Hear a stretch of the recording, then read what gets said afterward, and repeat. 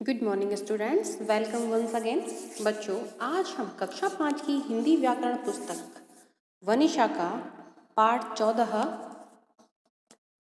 अविकारी शब्द का अध्ययन करेंगे। अब अविकारी शब्द क्या होते हैं? अविकारी शब्द वे होते हैं जिनका लिंग, वचन और कारक के कारण उनमें कोई विकार या कोई परिवर्तन नहीं होता है, उन्हें हम अविकारी शब्द कहते हैं। तो बच्चों, इस पाठ को विस्तृत रूप से पढ़ने के लिए हम इस पाठ को अब शुरू करते हैं।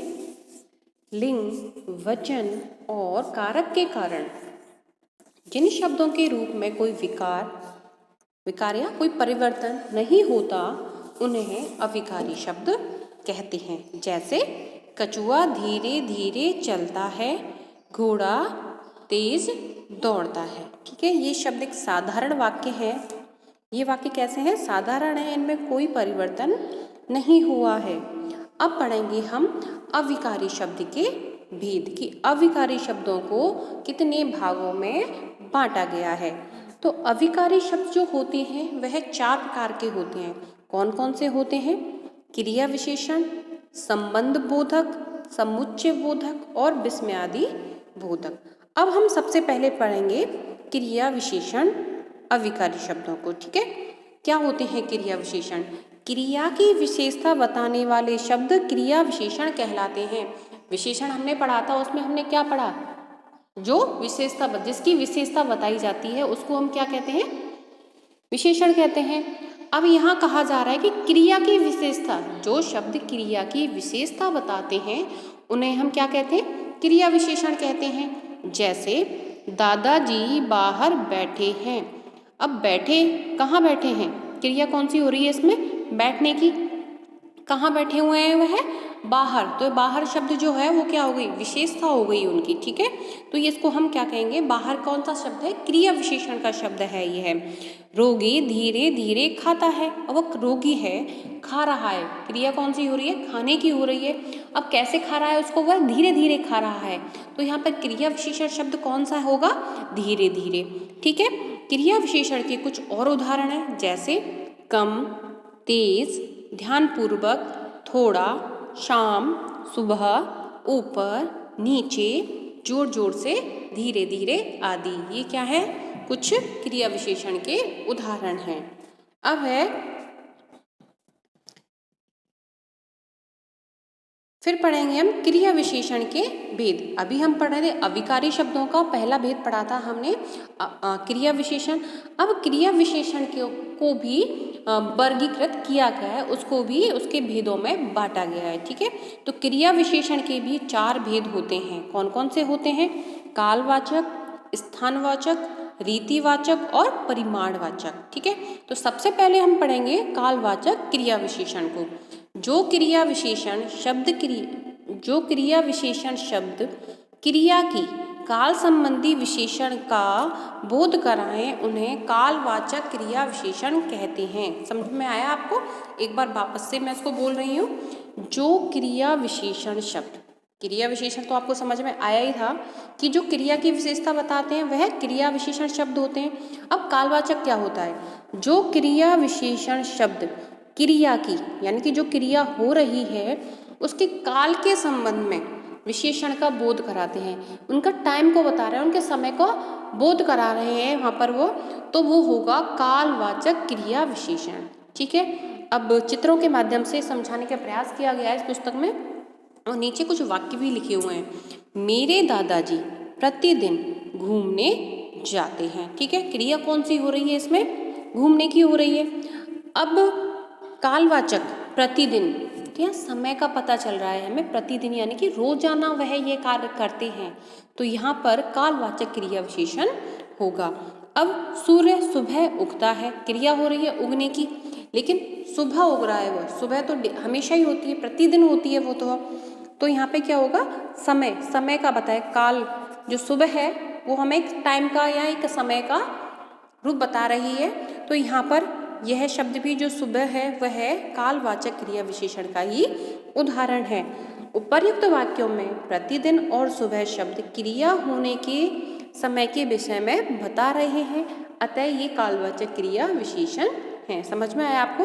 उपर्युक्त वाक्यों में प्रतिदिन और सुबह शब्द क्रिया होने के समय के विषय में बता रहे हैं। ठीक है, अब है कालवाचक क्रिया विशेषण के कुछ उदाहरण, जैसे आज, कल, अभी, परसों, सदा, जब, तब आदि। ये कालवाचक क्रिया विशेषण के उदाहरण हैं। अब है स्थानवाचक क्रिया विशेषण। ठीक है, अब पढ़ा था हमने कालवाचक, वो समय का बता रहे थे। अब हमें स्थान, ठीक है, जगह। जो क्रिया विशेषण शब्द क्रिया की स्थान संबंधी विशेषण का बोध कराए। ठीक है, अब इस क्रिया की क्या स्थान संबंधी विशेषण का जो बोध कराते हैं वो स्थानवाचक क्रिया विशेषण कहते हैं। जैसे कपिल बाहर खेल रहा है। ठीक है, क्रिया कौन सी हो रही है इसमें? खेलने की हो रही है। ठीक है, अब वह कहाँ खेल रहा है? बाहर खेल रहा है। तो बाहर जो है वह स्थानवाचक क्रिया विशेषण है। अब है पिताजी अंदर बैठे हैं। क्रिया हो रही है बैठने की, और कहाँ बैठे हैं? अंदर बैठे हैं, और जो अंदर शब्द है वह स्थानवाचक क्रिया विशेषण शब्द है। उपर्युक्त वाक्यों में बाहर और अंदर शब्द क्रिया के होने वाले स्थान के विषय में बता रहे हैं, अतः यह कैसे है? स्थानवाचक क्रिया विशेषण है। स्थानवाचक क्रिया विशेषण के और उदाहरण भी है जो कि आपको याद करना है बच्चों। उनको इधर, उधर, ऊपर, नीचे, अंदर, बाहर, दूर, पास, दाएं, बाएं आदि। ये क्या है? स्थानवाचक क्रिया विशेषण के उदाहरण हैं। अब पढ़ेंगे हम रीतिवाचक क्रिया विशेषण। ठीक है, अभी हमने पढ़ा था कालवाचक और उसके बाद पढ़ा हमने स्थानवाचक, और अब हम पढ़ेंगे रीतिवाचक क्रिया विशेषण। जो क्रिया विशेषण शब्द, ठीक है, जो क्रिया विशेषण शब्द क्रिया के होने की रीति या विधि संबंधी विशेषता का बोध कराते हैं उन्हें रीतिवाचक क्रिया विशेषण कहते हैं। ठीक है, या कोई जैसे रीति से मतलब होता है कोई नियम जिसमें चलता है, कोई निरंतरता जिसके अंदर होती है, कोई, तो वह होगा रीतिवाचक क्रिया विशेषण। जैसे रेलगाड़ी तेज चलने लगी, क्रिया हो रही है चलने की, लेकिन कैसे चली? वह तेज चली और सभी छात्र ध्यानपूर्वक सुन रहे हैं। ठीक है, तो ये कोई नियम या रीति संबंधी इसमें विशेषता है। तो उपर्युक्त वाक्यों में तेज और ध्यानपूर्वक शब्द यह बता रहे हैं कि क्रिया किस प्रकार की जा रही है, अतः यह रीतिवाचक क्रिया विशेषण है। रीतिवाचक क्रिया विशेषण के और कुछ उदाहरण हैं, जैसे धीरे धीरे, सहसा, अचानक, ध्यानपूर्वक, शांतिपूर्वक, हंसते हंसते, रोते रोते, चुपके आदि। अब हम पढ़ेंगे क्रिया विशेषण का चौथा भेद, परिमाणवाचक क्रिया विशेषण। परिमाण का मतलब होता है नापना या तोलना। जो क्रिया विशेषण शब्द क्रिया के परिमाण यानी कि मात्रा या माप तोल संबंधी विशेषता का बोध कराते हैं उन्हें परिमाणवाचक क्रिया विशेषण कहते हैं। ठीक है, जैसे माही बहुत बोलती है। ठीक है, क्रिया हो रही है उसमें, तो लेकिन कैसे बोल रही है? वो बहुत बोल रही है। करण खाना कम खाता है। खाना का खा रहा है, क्रिया कर रहा है, लेकिन कितना खा रहा है? वो कम खा रहा है। उपर्युक्त वाक्यों में बहुत और कम शब्द क्रिया की मात्रा को बता रहे हैं, अतः ये कैसे हैं? ये परिमाणवाचक क्रिया विशेषण शब्द हैं। परिमाणवाचक क्रिया विशेषण के कुछ और उदाहरण भी हैं, जैसे अधिक, थोड़ा, काफी, आधा, पर्याप्त, खूब, इतना, ज्यादा, उतना, बिल्कुल आदि। ये सब क्या है? परिमाणवाचक क्रिया विशेषण के उदाहरण हैं। अब हम पढ़ेंगे दूसरा अभिकारी शब्दों का दूसरा भेद, संबंध बोधक। ठीक है, जो शब्द संज्ञा या सर्वनाम के साथ लगकर उनका संबंध वाक्य के अन्य शब्दों के साथ बताते हैं उन्हें संबंध बोधक कहते हैं। ठीक है, एक बार वापस से मैं इसको बता रही हूँ। जो शब्द यानी कि ऐसे शब्द जो संज्ञा या सर्वनाम के साथ लगते हैं और उनका संबंध वाक्य के अन्य शब्दों के साथ बताते हैं उन्हें हम संबंध बोधक कहते हैं। संबंध बोधक क्या कहते हैं? अविकारी शब्द कहते हैं। जैसे मेरे घर के सामने एक बगीचा है और मेज के नीचे गेंद है। उपर्युक्त वाक्यों में के सामने और के नीचे शब्द क्रमशः घर और मेज के साथ आए हैं। समझ में आया ना आपको किसके साथ आए? कि भाई घर के सामने क्या है? बगीचा है, और मेज के नीचे क्या है? गेंद है। तथा बगीचा और गेंद से इनका संबंध बता रहे हैं। ऐसे शब्द संबंध बोधक कहलाते हैं। समझ में आया आपको बच्चों? परिभाषा पढ़ लेते हैं संबंध बोधक की। जो शब्द संज्ञा या सर्वनाम के साथ लगकर उनका संबंध वाक्य के अन्य शब्दों के साथ बताते हैं उन्हें हम संबंध बोधक कहते हैं। अब संबंध बोधक के कुछ और भी उदाहरण हैं। कौन कौन से हैं? के बाद, के भीतर, की अपेक्षा, की जगह, के पास, के ऊपर, से आगे आदि। अधिकतर संबंध बोधक शब्दों से पहले संबंध कारक के चिन्ह का, के, की आदि लगते हैं। जैसे बच्चा माँ के पीछे चल रहा है, तो ठीक है, संबंध हो रहा है इसमें के पीछे। किससे संबंध है उसका? माँ से। ठीक है। उसका घर बाजार के पास है। किसके पास है? बाजार के पास है। ठीक है। मेरे पिताजी के साथ विद्यालय जाती हूँ। मैं पिताजी के साथ विद्यालय जाती हूँ। तो किसके साथ संबंध हो रहा है यहाँ पे? पिताजी के साथ। तो यहाँ पर सारा क्या है? ये संबंध बोधक के उदाहरण है ये। अब पढ़ेंगे हम तीसरा अविकारी शब्द का भेद, समुच्चय बोधक। समुच्चय का मतलब होता है समूह। दो शब्दों, वाक्यांशों या वाक्यों को जोड़ने वाले शब्दों को समुच्चय बोधक अथवा योजक कहते हैं, जहाँ किसी चीज को जोड़ा जाता है। ठीक है।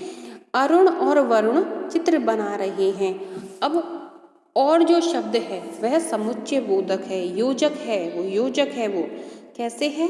क्योंकि अरुण और वरुण यदि हम ऐसे लिखेंगे तो वाक्य हमारा सही नहीं होगा।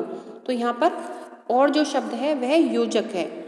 ऐसे ही बेटा तुम्हें आइसक्रीम चाहिए या जूस, तो या शब्द जो है वह समुच्चय बोधक है।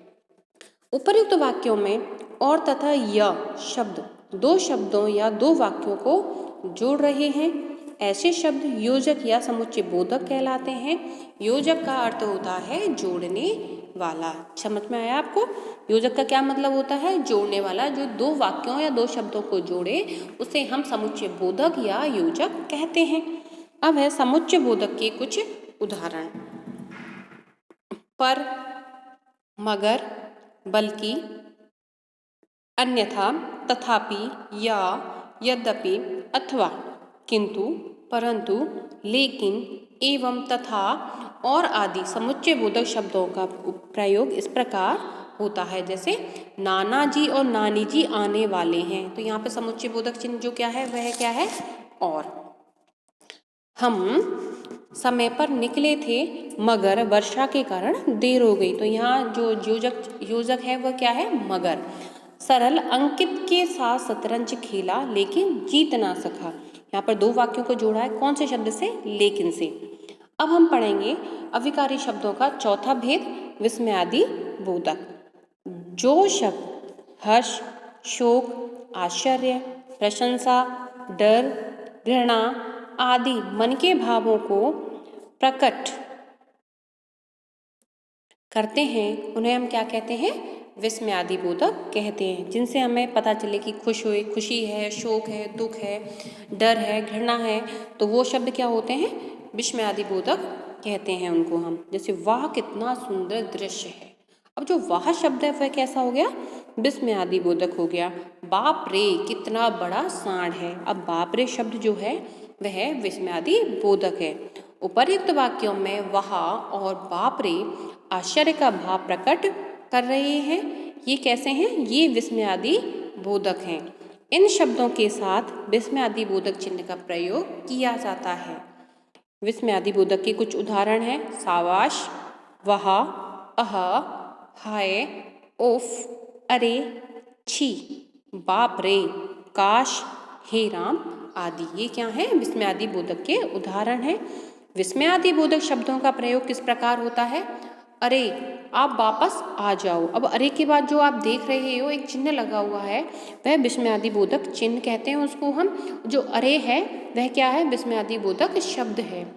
हाय मेरी आंख में कुछ गिर गया, तो हाय जो है विस्मयादि बोधक शब्द है। छी कितनी बदबू आ रही है। जो विस्मयादि बोधक शब्द होता है उसके आगे विस्मयादि बोधक चिन्ह भी हम लगाते हैं। तो बच्चों आज हमारा अविकारी शब्द नामक जो अध्याय था वह पूरा हो चुका है। ठीक है। इसमें हमने पढ़ा कि अविकारी क्या होते हैं, ऐसे शब्द जिनका वचन, लिंग और कारक के कारण उनमें कोई परिवर्तन नहीं होता, वह अविकारी शब्द कहलाते हैं। और अविकारी शब्द के 4 भेद होते हैं, क्रिया विशेषण, संबंध बोधक, समुच्चय बोधक और विस्मयादि बोधक। ठीक है। उसके बाद फिर क्रिया विशेषण के भी 4 भेद होते हैं, कालवाचक, स्थानवाचक, रीतिवाचक और परिमाणवाचक। ठीक है। तो इन सारी चीज़ों को हमने पढ़ा और मैं आशा करती हूँ कि आपको ये पाठ समझ में आ गया होगा। यदि फिर भी कोई दिक्कत आती है तो इस पाठ को आप एक बार और पुनः पढ़िएगा। अब पढ़ते हैं आओ दोहराओ। इसमें हमने आज क्या पढ़ा इस पाठ में, उसको हम एक बार रिकॉल कर लेते हैं। अविकारी शब्द 4 प्रकार के होते हैं। कौन कौन से? क्रिया विशेषण, संबंध बोधक, समुच्चय बोधक और विस्मयादि बोधक। क्रिया की विशेषता बताने वाले शब्द क्या कहलाते हैं? क्रिया विशेषण कहलाते हैं। ठीक है। अब है समुच्चय बोधक को योजक भी कहते हैं। योजक मतलब किसी चीज को जोड़ना, उनका योजन करना। मन के विभिन्न भावों को प्रकट करने वाले शब्द विस्मयादि बोधक कहलाते हैं। जो हमारे मन में आने वाले जो भाव होते हैं वो क्या कहलाते हैं? वह विस्मयादि बोधक कहलाते हैं। ठीक है बच्चों, तो यह पाठ आज समाप्त होता है। अब हम अगले अध्याय में आपसे बात करेंगे। धन्यवाद।